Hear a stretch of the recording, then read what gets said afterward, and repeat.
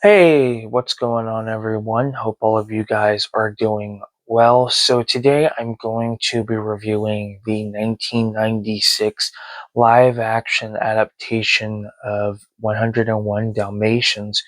This is one of those movies that I just absolutely love. 101 Dalmatians is one of my all time favorite Disney movies.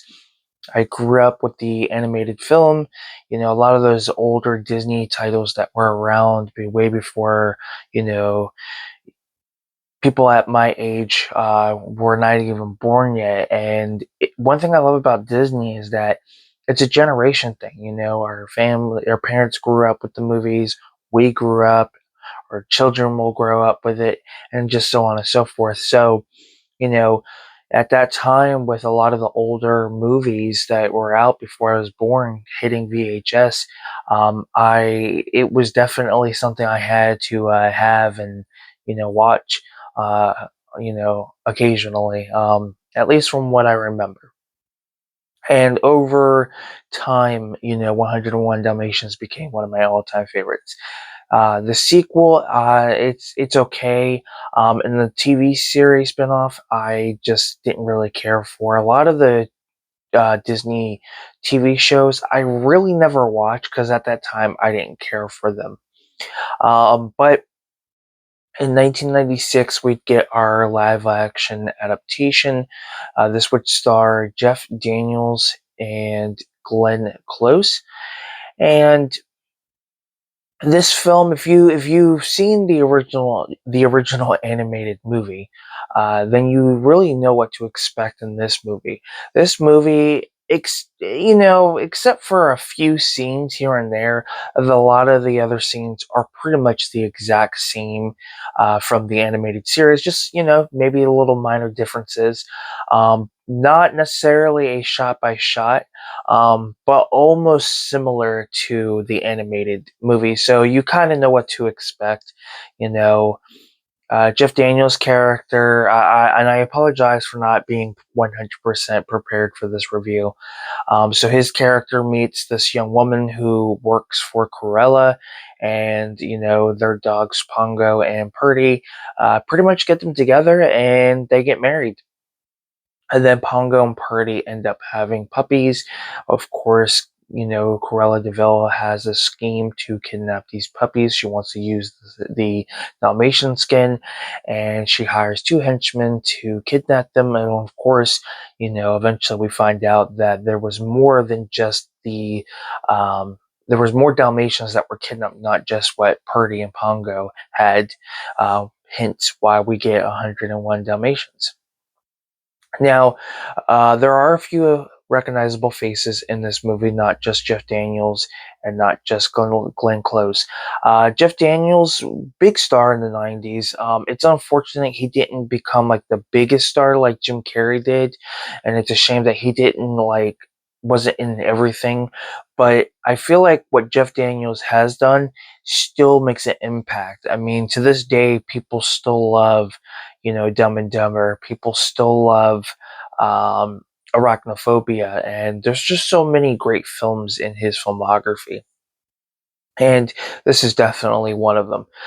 The chemistry, I think, with everybody is fantastic. I mean, it's mid '90s, so some of the acting is not the greatest by all means, but for what we get, I think it works. Um, so it's not too bad there. Glenn Close is fantastic. She's always been fantastic.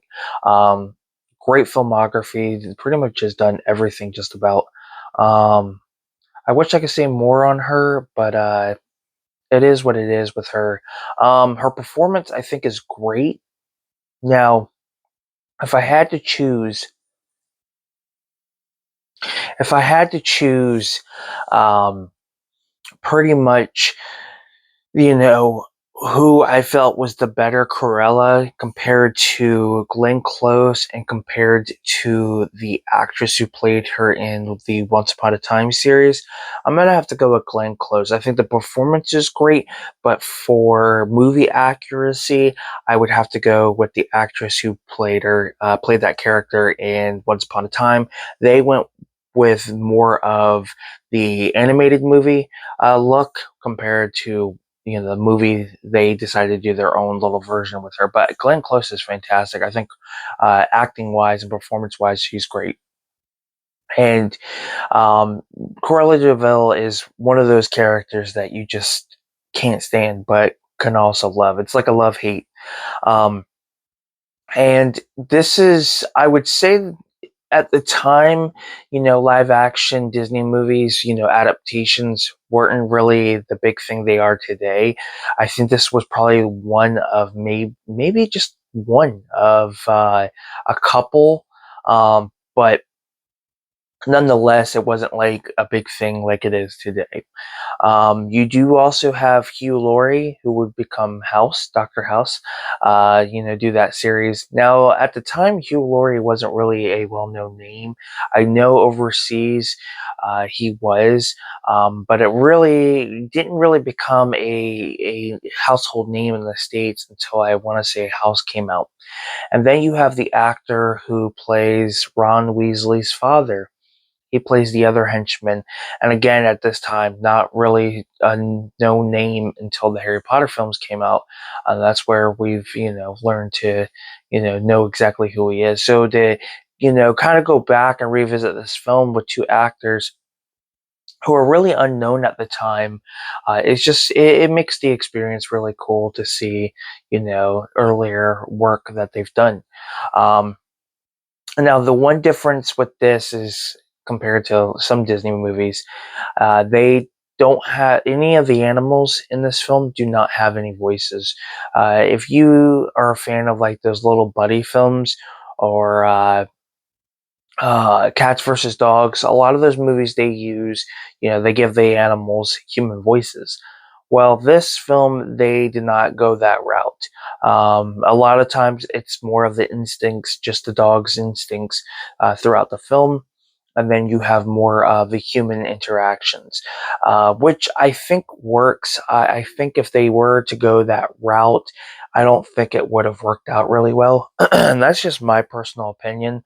I feel like it would have been too cartoonish and goofy. So for what they went with, I think was great. And I saw this movie, I think opening weekend, because I think in '96 this movie was released on Thanksgiving Day. Because I remember me, my grandmother, and my cousin going to see it on Thanksgiving Day. So, and enjoyed it. Probably one of the best theater experiences I've had. Was entertained. And, like I said, I'm a big fan of the animated movie.